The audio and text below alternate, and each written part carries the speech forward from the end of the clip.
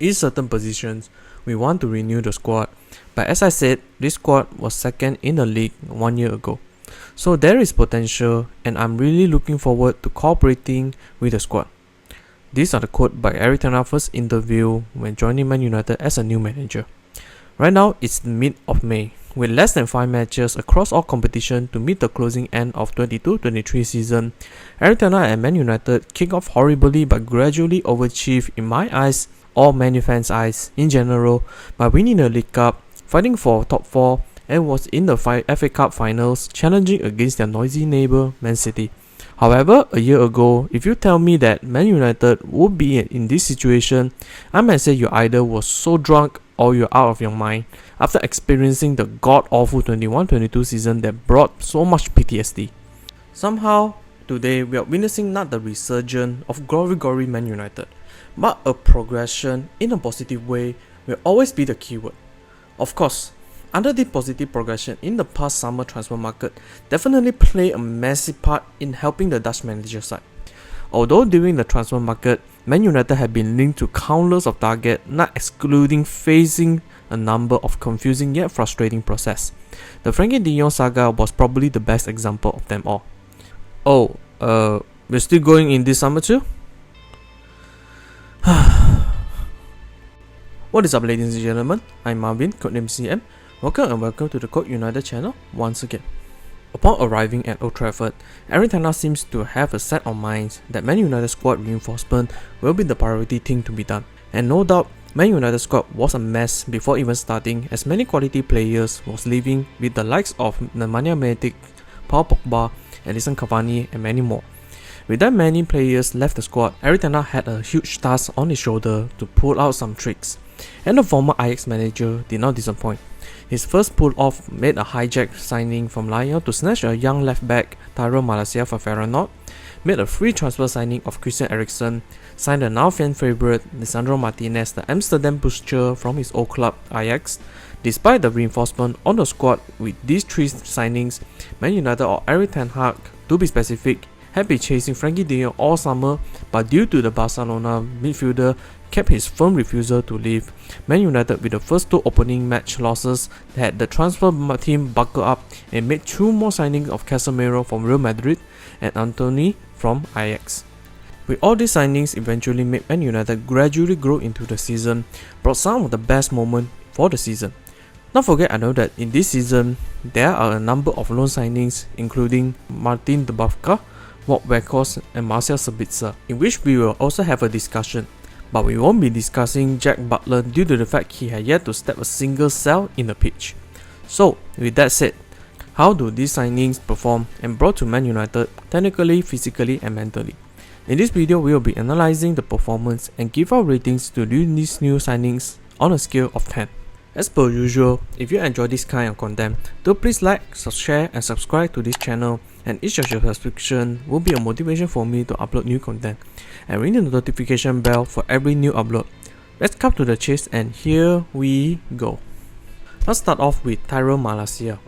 On 5th of July 2022, Malacia signed a 4-year contract with Man United with the option of a further year, with the initial fees of £13 million, officially made Malacia the club's first signing under manager Eric Ten Hag.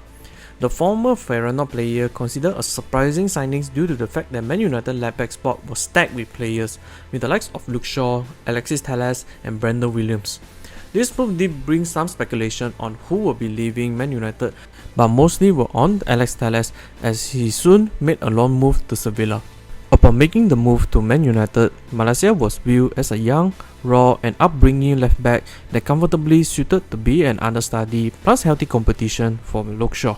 In fact, if you are a Man United fan that watches Man United match on a daily basis, Malacia earlier this season did play over Luke Shaw as the first choice left back because Luke Shaw early season abysmal performance. Since then, Malacia had made a total of 37 appearances in the Red Devil shirt. Malacia was a smaller side of a defender, standing only at 5'9", weighing of 68 kilograms, but he made those up by being an aggressive defender, constantly hounding his assignment, tenacious when faced on an opponent, and decent skills on the ball. This attribute made him capable standing his ground against some of the most dangerous forward/wingers even with his small stature. In my opinion, his best performance was against Man City at Old Trafford. He was tasked to mark one of the best wingers in Riyad Mahrez, and he not just held Mahrez reasonably quiet but also using his howling defense to irritate him. However, the con for Malaysia was that he was not that amazing when it comes to offense, and that's the biggest difference between him and Shaw. And the FB report backs those up, as his shot creating action, expected assist goal, progressive carries were average to bad at best. Besides, Malaysia on the defense did also have times either lack of concentration or awareness. The best two example is first against Sevilla, where he completely misses Navas' position that eventually let the ball slip past him and Navas managed to set up the own goal. Another example was against Spurs, where after Rashford loses the aerial ball, Malaysia was placed too further forward, hence Harry Kane able to drive past him and that assists Son for the goal. In the end, even though Malaysia did have his pros and cons, but he was in his first season in the Premier League and did manage to help himself on his own, also be a great understudy for Luke Shaw. As a new signing ratings, I will give him a 6 out of 10, but I do believe that he can still further improve as the time moves on. Next up, Christian Eriksen. On the 15th July 2022, Man United announced they had reached an agreement to sign Eriksen on a 3-year deal on a free transfer. To be honest, that this move was a genius and underrated move for Man United. Due to the incident in the Euro 2020, Eriksen had been questioned that can he continue his career as a Premier League player. And boy, he did play as usual as a fine wine player. With the Ajax connection between Erik ten Hag and Eriksen automatically had Eriksen to be a key player under the Dutch manager. The fact that Eriksen prior to his injury against Reading recorded the second most minutes behind Bruno Fernandes. Across the season, Eriksen had been portrayed as the fundamental and crucial playmaker, especially from the deep, where he or Casemiro often be the player drop deep closer to the defensive line, collect and dictate the play. Furthermore, with Eriksen's pass-first playstyle highly benefit Man United offense, as Man United usually plays much better offensively when Eriksen was on the pitch. And when he was down injured against Reading, Man United struggled a lot in terms of the playmaking department. Till today, the Danish international had collected 39 appearances, scored 2 goals and 9 assists.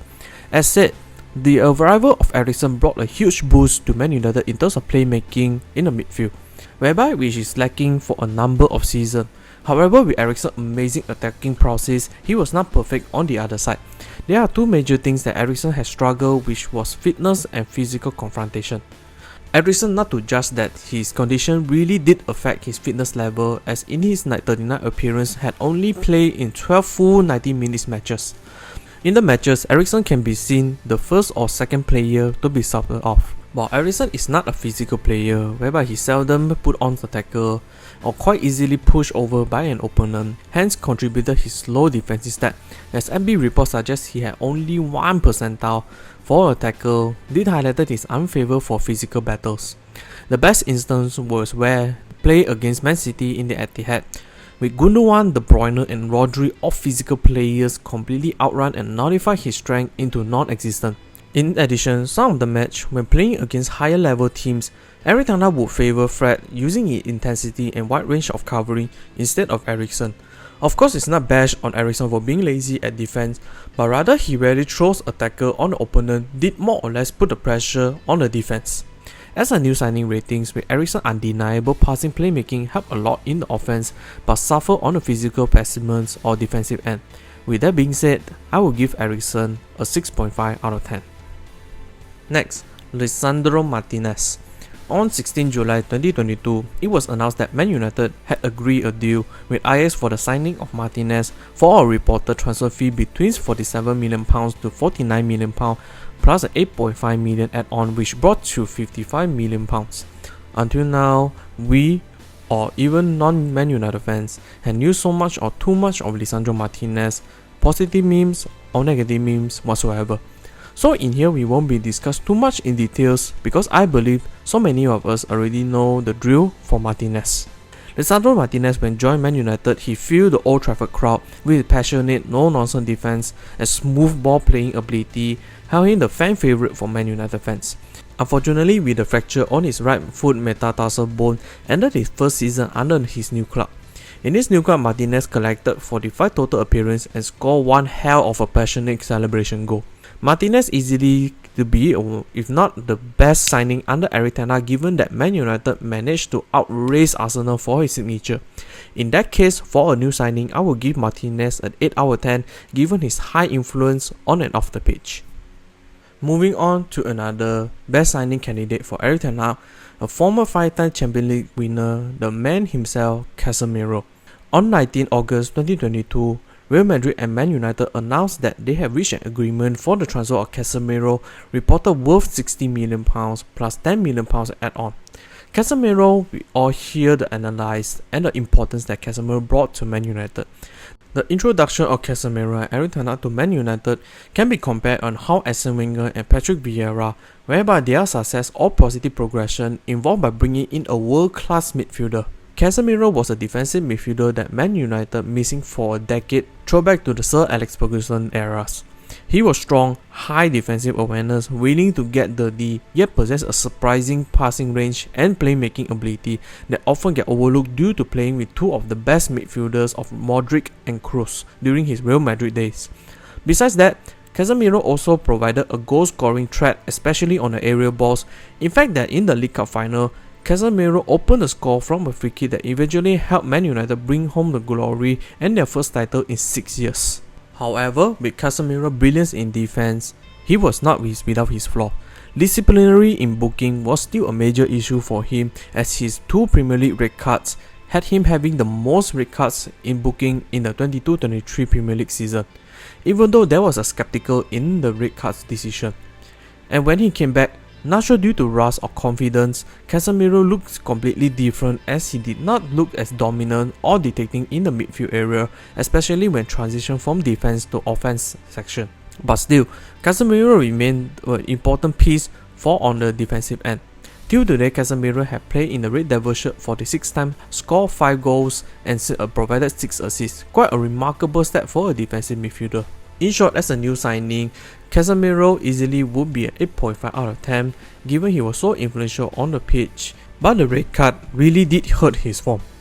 Lastly, the final permanent signing under Erik ten Hag, Antony. Oh boy, where do we start here? On 30th August 2022, Ajax confirmed they have reached an agreement with Man United for Antony transfer with a whopping £86 million. Antony was a polarizing transfer for Man United given his price tag and on-court ethics, but when initially joined Man United, Antony brought so much excitement as Man United finally solved their lack of right-wing specialist issue. And Antony did provide an explosive debut by scoring in 3 consecutive Premier League matches in their debut season, making him the first and only Man United to do it.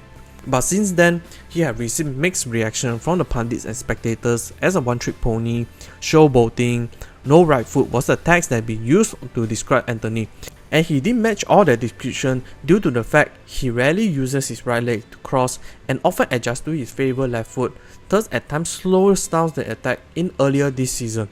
But don't forget, his infamous roulette did not help him either. In recent matches, Antony seems to grow into the matches. At time to time, he had given sparks of performance that brought some enlightenment to the fans' expectation. Antony's playstyle, we all know the drill, can be said a pure inverted right winger.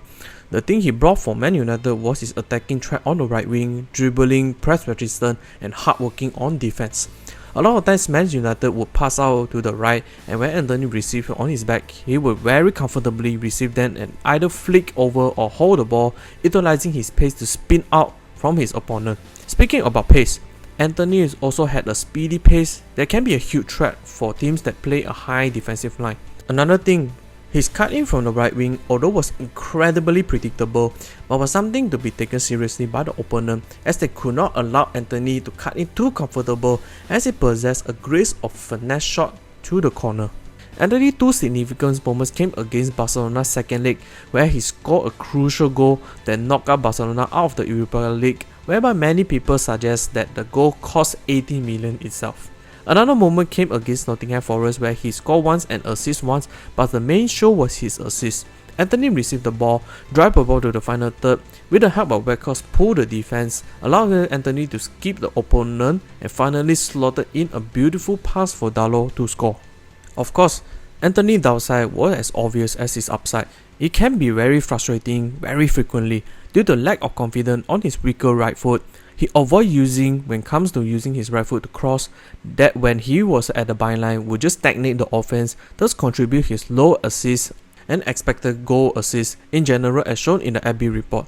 Another one is, although he was good in shooting the finesse shot, but he did not mean that he can shoot all the time, as when he collects the ball at the edge, more of us knew that what he will be doing next. Even Stevie Wonder know what his next move is. Till today, Anthony appeared in 41 matches, scored 8 goals and 2 assists. Anthony, a polarizing player for Man United with huge upside comes with the huge downside. But to me, he, as a new signing ratings, I will give him a 6 out of 10.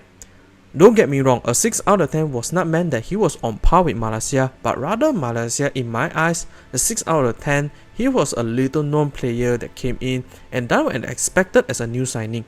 As for Anthony, he was a slight known player with some hype, but did just okay given the fact that he was very amazing in Ajax. But overall, I think that Anthony in his first season still a pass for me, and I sincerely believe under a season, understanding and getting used to the Premier League, he can further improve under Erik ten Hag. Looking through the permanent signings, 4 loan deal was also key in helping Man United moving forward. First for Martin Dubravka, whom was on loan from Newcastle but eventually returned back after unable to obtain sustainable playing time, and the only match he played against Burnley was very bad. He almost miskicked a pass and conceded an own goal when dealing with aerial ball. 3 out of 10. Walt Weghorst, a stopgap striker that due to Martial concern inside line due to injury forces Man United to loan a striker for Besiktas. Weghorst appeared in 27 total matches, recorded just 2 goals and 3 assists as a centre forward. Weghorst, to be honest, with all theory how he can work in Man United, and I eventually made a video about him. He's a definition all passion, hard work and effort, but he is just nowhere good as a centre forward for Man United. Despite of that, a huge thanks to him for helping fill in the spots, and your efforts will be appreciated. 4 out of 10. Lastly, Marcel Sabitzer.